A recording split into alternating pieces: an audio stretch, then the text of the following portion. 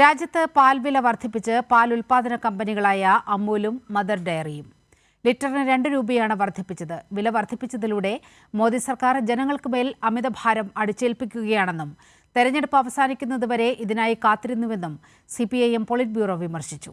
ലോക്സഭാ തെരഞ്ഞെടുപ്പിന്റെ വോട്ടെണ്ണലിന് മണിക്കൂറുകൾ മാത്രം ബാക്കി നിൽക്കുമ്പോഴാണ് രാജ്യത്ത് പാൽ വില വർദ്ധിപ്പിച്ചെന്ന പ്രഖ്യാപനവുമായി പാൽ ഉൽപാദന കമ്പനികളായ അമൂലും മദർ ഡയറിയും രംഗത്ത് വന്നത്.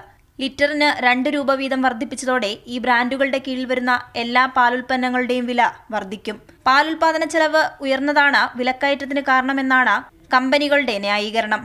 അതേസമയം രാജ്യം കടുത്ത വിലക്കയറ്റം നേരിടുമ്പോൾ പാൽ വില വർദ്ധിപ്പിച്ചതിനെതിരെ കടുത്ത വിമർശനങ്ങളാണ് ഉയരുന്നത്.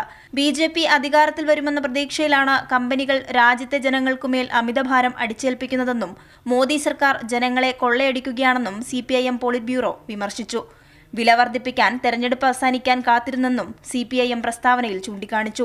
മുമ്പ് പോളിംഗ് കഴിഞ്ഞതോടെ റോഡ് ടാക്സും 5% ഉയർത്തിയിരുന്നു.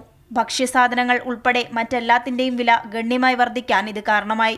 ലോക്സഭാ തെരഞ്ഞെടുപ്പിന്റെ പ്രചാരണങ്ങളിൽ വിലക്കയറ്റത്തെപ്പറ്റി ഒരക്ഷരം പോലും മിണ്ടാത്ത മോദിയും BJP നേതാക്കളും പാൽ വില വർദ്ധിപ്പിച്ച കമ്പനികളുടെ നടപടിക്കെതിരെയും മൗനം തുടരുകയാണ്.